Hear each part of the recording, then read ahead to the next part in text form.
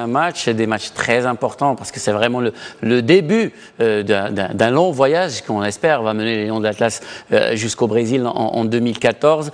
26 joueurs avec une part des Lions aussi pour les joueurs locaux, 12 joueurs locaux. Et ce qu'on retient aussi, c'est l'absence de quelques cadres de cette sélection du Maroc. On a eu beaucoup de questions à ce niveau-là. L'absence de Marwan Chmar, l'absence de Youssef Hadji, l'absence attendue de Adil Taarabt.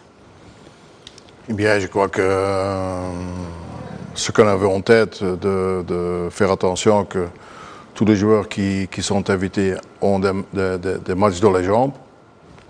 Je crois que là, on a tenu notre parole aussi bien qu'avec Chamakh, ça a été une longue réflexion.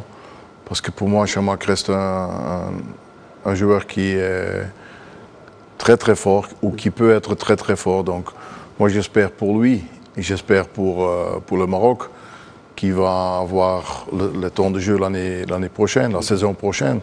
Parce que si il a les matchs de la jambe, c'est un grand monsieur, c'est un bon joueur, c'est un bon mec. Mais il a besoin de la compétition et pour le moment il n'a pas. Pour Youssef Hadji?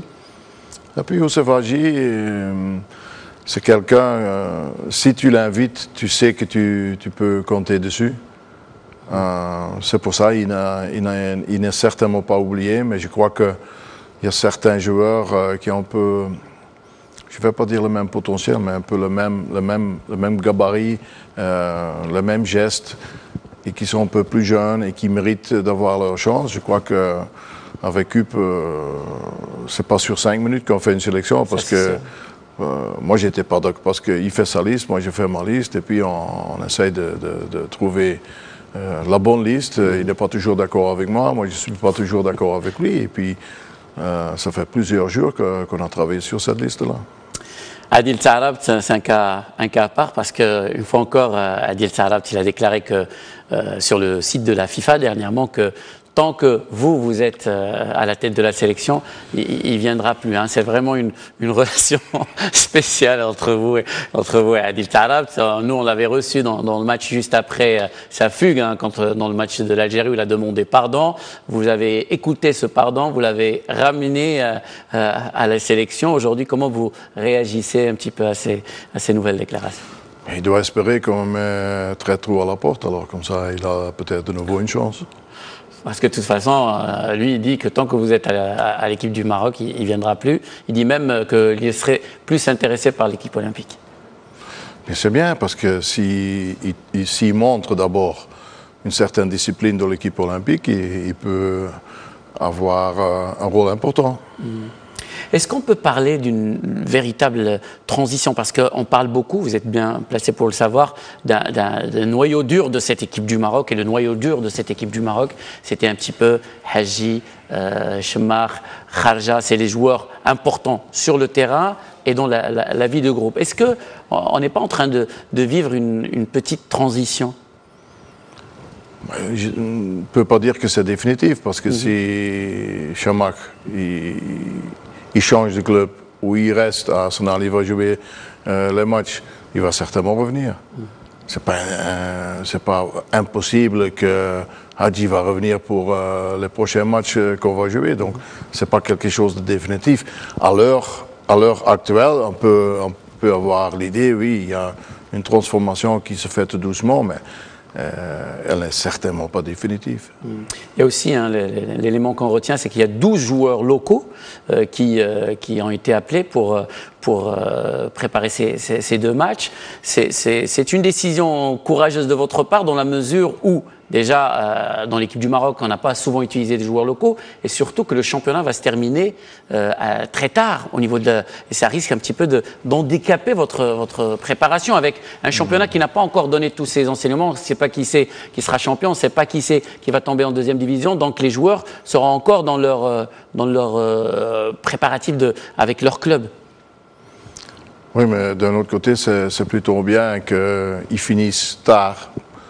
Parce que moi, je préfère qu'une équipe finisse le championnat Et tout de suite commence la préparation pour les 2 matchs qui sont extrêmement importants, que quelqu'un qui a fini depuis 4 semaines et qui prend 2 semaines de congé, qui doit reprendre les entraînements, le footing, qui risque plus d'avoir des blessures que les joueurs qui ont fini le championnat. Donc là, je suis plutôt positif que négatif. Et là, vous pouvez poser une autre question concernant justement ces joueurs qui ont fini il y a longtemps. Comment vous avez géré, vous, cet état de choses? Il y a beaucoup de joueurs dont les championnats sont terminés depuis plusieurs semaines. Est-ce qu'il y a eu un programme spécifique pour chacun des joueurs? Comment vous avez géré cette situation? Je crois que chaque joueur, il doit savoir. Il reçoit aussi un planning de l'entraîneur et du préparateur physique de son club, à quoi il doit se tenir. Et les gens qui sont sérieux, ils savent ce qu'ils doivent faire. Si tu as 3 semaines avant de reprendre le stage avec nous, tu te reposes une dizaine de jours et tu commences le footing à ton aise. Comme ça, quand tu reviens dans l'équipe nationale, tu as de nouveau les batteries qui sont chargées. Il y a aussi, quand je parlais de beaucoup de joueurs, par exemple du Mas de Fès, beaucoup de joueurs le gardien de but du Morlaix de Tétouan. Vous avez beaucoup hésité parce que vous trouviez qu'il n'était pas très jeune encore, mais là il est dans l'équipe. Il n'est pas jeune, hein? Ouais, je sais. Il n'est pas jeune, mais il est bon. Il était déjà bon, mais il est bon. Et d'un côté, ça m'a fait mal un petit peu de ne pas prendre Amsif parce qu'il a fait du bon boulot. Mais il y a le fait que Jens a repris sa place dans le but et lui, il est de nouveau sur le banc. Mais j'ai eu un entretien assez positif avec lui. Je crois où je suis sûr que Pim a eu un très bon discussion avec lui. Il va faire le tournoi de Toulon, il va aller aux Jeux Olympiques et pour lui, c'est la même chose que pour Chemac. Le plus tôt qu'il sera titulaire dans une équipe, le mieux ce sera pour lui, parce que c'est un jeune gardien de but qui a vraiment beaucoup de talent. Le gardien de Amsif? Amsif, oui. D'accord. Et pour beaucoup de questions aussi concernant un joueur qui n'était pas du tout attendu à la CAN, Kantari, et on attendait maintenant parce qu'il joue avec son club et qu'on ne retrouve pas. Pourquoi? Beaucoup de gens ils disent, est-ce qu'il y a une logique? Un joueur qui était blessé, qui avait 0 match et qui fait toute la Coupe d'Afrique des Nations, aujourd'hui il est titulaire indiscutable avec son club et il disparaît de la sélection. En tout cas, il joue beaucoup. Il n'est pas titulaire indiscutable. Il a joué le dernier match. Oui, il a joué le dernier match, il a joué. Mais il n'est pas titulaire indiscutable d'abord. En tout cas, il a plus joué après la CAN qu'avant la CAN. Oui, parce qu'avant la CAN, il avait ça blessé du tendon d'Achille. Non, c'est très simple. Il y a beaucoup de concurrence. Des joueurs qui, selon nous, se sont plus mis en évidence qu'avant. Ou peut-être avant, je ne l'ai pas vu assez bien. En tout cas, ce que j'ai vu maintenant, suivant le championnat marocain, ils ont le droit d'avoir cette chance d'être avec nous. Est-ce qu'on peut s'attendre à ce qu'il y ait vraiment des joueurs du championnat du Maroc dans des 11, c'est un peu tôt pour poser la question, mais en tout cas dans votre esprit, dans le 11 de départ? Ce sera 11 Marocains. C'est sûr. Parce que, bien sûr, logiquement, il y a ce thème des locaux et des internationaux. Tu sais très bien que je n'aime pas faire la différence parce que pour moi, ce sont tous des Marocains, ce ne sont pas des Chinois ou des Russes quand même. Même ceux qui jouent en Europe, pour eux, ça doit être un peu malheureux aussi de lire tous ces interviews. Pas des joueurs qui jouent au Maroc, mais toutes les interviews et les trucs, les journalistes qui disent qu'il faut plus de joueurs locaux dans l'équipe nationale. Je crois que ce serait mieux de se concentrer sur le noyau, parce que dans le noyau, il n'y a que des Marocains. Et tu m'as dit 12, je ne savais même pas qu'il y avait 12. Ça c'est vrai, j'ai dit qu'il y avait 12 joueurs du championnat du Maroc, vous ne le saviez même pas. Non. Il y a beaucoup de questions aussi concernant Younes Belhanda. Et beaucoup de gens disent pourquoi on n'a pas le même Belhanda de Montpellier au sein de l'équipe du Maroc. Est-ce que c'est dû aux joueurs? Est-ce que c'est dû au choix et au positionnement que vous donnez à ce joueur au sein de cette équipe du Maroc? Autrement dit, pourquoi ne pas donner les clés du jeu de cette équipe du Maroc à Younes Belhanda, parce qu'il prouve que ça marche plutôt bien et qu'il sait le faire avec son club. Eh bien, à un moment donné, j'avais vraiment besoin de lui comme un des deux contrôleurs dans l'entrejeu, où il y avait la liberté quand même pour aller de 16 mètres jusqu'à 16 mètres. Donc il avait quand même une certaine liberté offensive. Mais on s'est rendu compte que, vu le fait qu'il a éclaté à une telle manière dans le championnat français, c'est pas possible de le faire jouer à une autre position que la position 10. Donc on peut comprendre aujourd'hui qu'il aura plus de responsabilités au niveau de la gestion du jeu de l'équipe du Maroc. Oui, parce qu'il a prouvé qu'il a toutes les qualités. Il peut être distributeur, il peut rentrer dans les 16 mètres. Et offensif que défensif, il fait son job. Il a un corps qui est fort. Il peut marquer des buts. Donc, espérons que ça va marcher. On espère que ça va marcher. En tout cas, cette fois, beaucoup de gens, ils parlent justement des matchs de préparation avant la CAN, avec notamment les Grasshopper Zurich et tout ça, que cette équipe du Maroc est allée découvrir l'adversité qu'une fois arrivée à... Oui, mais on a joué le Sénégal aussi à un moment donné, un match amical, tandis que c'était, si je ne me trompe pas, la première fois que le Maroc a joué un match amical à l'extérieur contre une équipe africaine. Je ne sais pas si c'est vrai, donc ce n'est pas quelque chose de gênant de jouer contre une équipe comme Grasshopper Zurich, parce que ça dépend toujours du résultat de la CAN. Si le résultat de la CAN aurait été bon, on a dit « Ah, quelle préparation !» Après, toutes les analyses sont bonnes. Je crois qu'il faut essayer de rester un peu dans la logique des choses.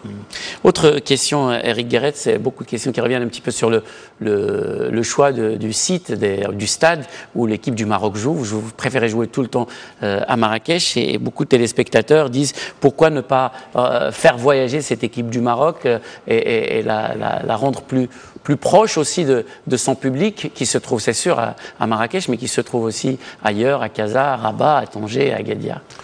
Oui, mais vous savez qu'à un moment donné, je voulais jouer à Casablanca. Là, au dernier moment, avec l'attentat qu'il y a eu à Marrakech, on a dû changer. Avec le temps, je crois que tout le monde se trouve bien sur le terrain. C'est un bon terrain qui nous convient. Donc, je crois que aussi, la question de sécurité, je crois que la fédération préfère jouer à Marrakech aussi. Donc, et moi, j'ai rien contre de jouer à Marrakech. Mais est-ce que vous comprenez cela? Je comprends tout à fait. Quand on voit par exemple une équipe comme l'Espagne, qui est champion d'Europe, champion du monde, et qui va jouer dans des petits stades, des matchs éliminatoires, qui va jouer à Murcie, qui va jouer à Gijón, qui va très rarement jouer au Santiago Bernabéu, au Camp Nou, parce que l'équipe nationale appartient à tout le monde et que c'est le désir et le droit de tout un chacun de pouvoir un petit peu toucher, voir cette sélection. Bien sûr, mais c'est aussi, comme j'ai entendu, d'abord une question de sécurité. C'est aussi de notre côté le fait que les résultats ont été bons chaque fois, ou pratiquement chaque fois qu'on a joué à Marrakech. Mais je comprends qu'il y a des gens, heureusement qu'il y a des gens qui veulent nous voir dans leur ville et je vais essayer de tenir compte avec. Nous avons eu aussi beaucoup de questions, Eric Guéret, concernant votre avenir à la tête de cette équipe nationale. Alors, il ne se passe pas une semaine sans qu'on vous annonce quelque part. Vous êtes en Arabie Saoudite, vous êtes à Lyon, vous êtes à l'Olympique de Marseille. Et cette semaine, vous êtes chez vous en Belgique après la démission surprise de Georges Likens. Il y a eu des médias belges et même la fédération belge n'a pas complètement démenti en tout cas votre possible contact avec vous. Qu'est-ce que vous répondez à toutes, on ne va pas dire rumeurs, en tout cas toutes ces informations? Bien d'accord, ça me rend fier que des équipes où j'ai travaillé auparavant, apparemment, ils pensent de nouveau à moi. Il faut d'abord voir si c'est à 100% vrai ou si je suis un de 5 ou 6 candidats. Mais ça me rend fier. Comme ça me rend fier d'être entraîneur de l'équipe nationale marocaine. Et comme tout le monde sait, j'ai un contrat jusqu'en 2014, avec peut-être une option d'une année supplémentaire puisque la CAN va se jouer ici dans notre pays. Donc moi, j'ai aucune envie de quitter. je suis bien. Je me lève chaque matin, je me sens bien dans ma peau. Je me sens bien quand je vais voir des matchs, quand les gens ils sont respectueux vis-à-vis de moi. J'ai aucune raison pour partir. La seule raison pour partir serait que il y aura un débâcle et du côté de la fédération, on me fait comprendre qu'il faut trouver une solution. Là, je serai obligé de partir. Mais je crois que je suis quelqu'un qui pense positif, de toute façon, parce que dans notre job, si tu ne penses pas positif, tu vas te suicider. Il faut essayer de motiver des jeunes joueurs de foot, c'est pour ça qu'il faut être positif. C'est pour ça que j'ai dit, j'espère qu'au lieu de 2014, ce sera 2015 que je pars. Mais tu n'as pas de la main, parce que la vie d'un entraîneur, ça peut changer d'un moment à l'autre. Après le match contre l'Algérie, je pourrais avoir une statue, et après la CAN, un peu moins quand même. En tout cas, concernant cette affaire de Belgique, et je vois en tout cas une déclaration où vous parlez que vous alliez respecter votre contrat avec l'équipe du Maroc, que vous n'avez jamais rompu un contrat, que c'est arrivé qu'une fois et que vous l'avez ça s'est très très mal passé, en tout cas pour vous. Ça a laissé un souvenir amer et que vous ne voulez pas vivre ça une seconde fois. Vous dites que c'est une blague belge, l'histoire du contrat avec la fédération. Non, c'est pas une blague belge. J'ai pas dit c'est une blague belge. Mais ce qui est vrai, ça me laisse encore un mauvais goût, le fait que j'ai quitté Al Hilal à une manière pareille, pour venir au Maroc en plus. Mais c'est pour ça que j'essaie d'être respectueux pour les gens qui m'ont fait confiance, qui ont dû attendre longtemps avant que je puisse continuer à faire mon job ici. Donc ce serait un petit scandale si maintenant, dans 4 semaines, je vais demander pour me libérer pour être entraîneur à Marseille ou au Standard ou à Al Hilal ou l'équipe nationale belge. Non, je crois que la situation entre la fédération et surtout la situation entre le président et moi, elle est très claire. Et s'il y a quelque chose qui ne devait pas aller, c'est un grand monsieur, il va certainement ne pas hésiter à me communiquer ça. Mais moi, je pars le jour d'aujourd'hui, ce soir, je pars de l'idée que je resterai encore longtemps au Maroc. Quelle que soit, en tout cas, l'issue de ces 2 premiers matchs, parce qu'il y a beaucoup d'agitation par rapport à ça, par rapport à l'issue, à l'entame de ces éliminatoires, qu'on sait qu'on est qu'au début du mois de juin. Oui, mais un bon début fait des miracles. Donc, on sait qu'on ne doit pas seulement se fixer sur le match contre la Côte d'Ivoire, parce que là, tu risques de rater ton match en Gambie, qui est, pour moi, au moins aussi important que le match contre la Côte d'Ivoire. On va parler donc du prochain match, la Gambie. Qu'est-ce que vous connaissez, vous, de cette sélection gambienne? Bien, Cup a déjà vu des cassettes, je crois, entre 24 et 25 fois. On a déjà parlé un petit peu ensemble. À partir de demain, on va aller en détail. Les joueurs, ils auront des vidéos. Ils savent qu'on va jouer dans un stade qui n'est pas le même que celui de Marrakech. La pelouse encore moins, mais la pelouse est là pour les 2 équipes et ça ne peut pas servir comme excuse. Je ne veux pas non plus que les joueurs ils vont trop parler de la pelouse parce que s'ils sont dans un bon jour, ils savent gagner malgré tout.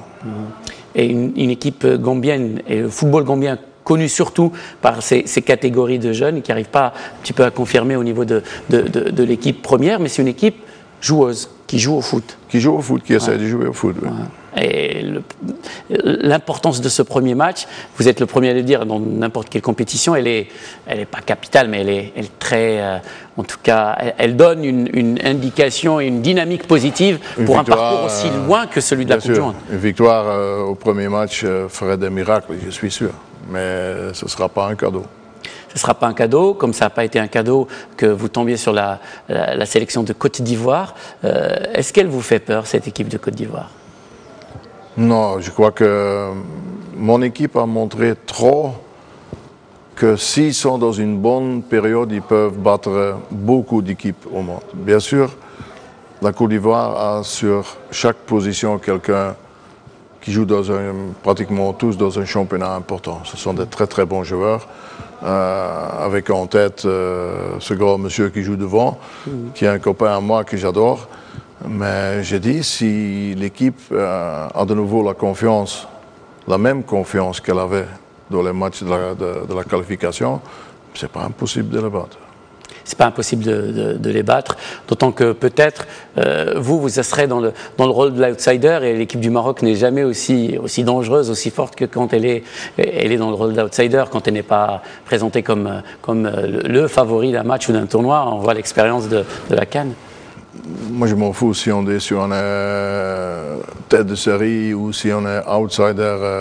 Pour moi, ce sont des choses qui ne sont pas trop importantes. L'important, c'est qu'ils sont en plein boom, qu'ils ont la volonté, la motivation et surtout qu'ils croient dans leurs moyens. Comme ça, je crois que ce sera difficile de nous battre en tout cas. On a parlé, après les questions de plusieurs téléspectateurs, sur le fait que l'équipe du Maroc doit voyager, doit se déplacer, doit être un petit peu plus proche de l'équipe, de ses supporters.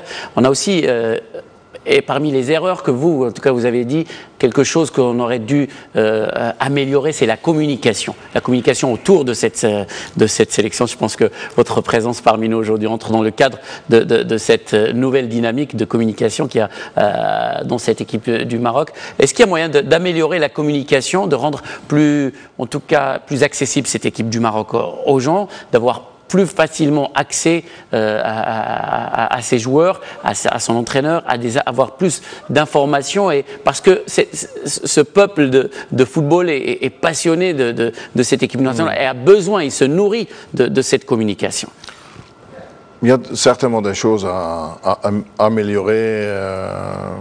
J'essaie de donner un peu plus de temps aux journalistes. Je fais une conférence de presse de temps en temps. Je me déplace comme aujourd'hui. J'aurai un autre rendez-vous après-demain, rendez-vous télévisé.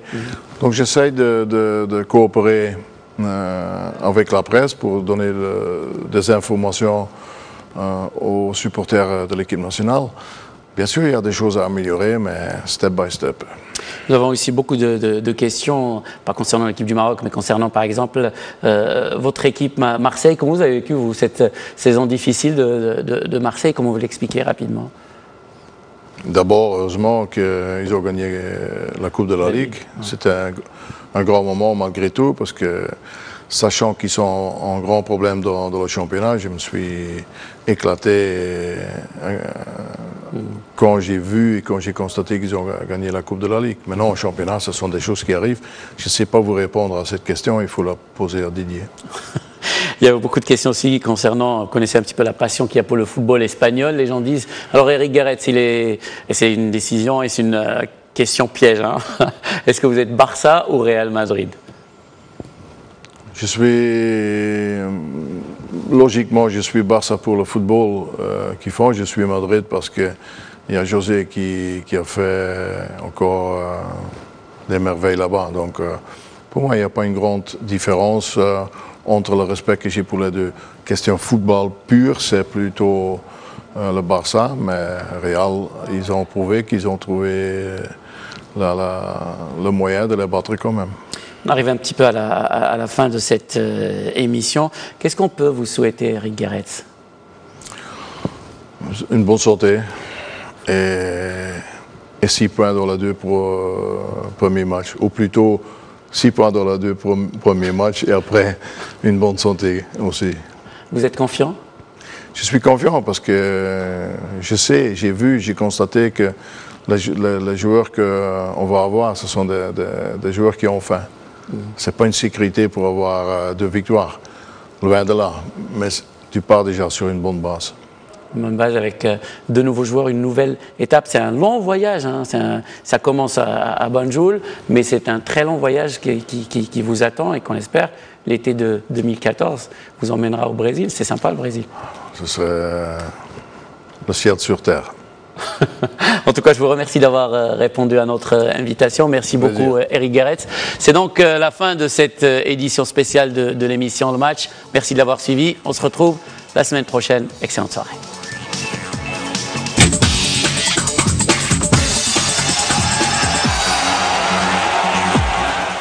الماتش بمساهمة اتصالات المغرب المساند الرسمي.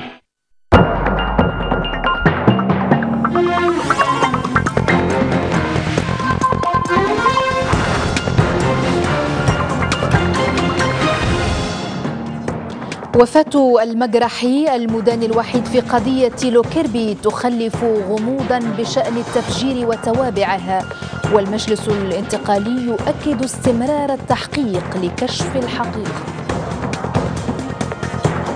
عشرة القتلى والجرحى في أعمال عنف في سوريا، وفريق بعثة المراقبين ينجو من انفجار في دوما.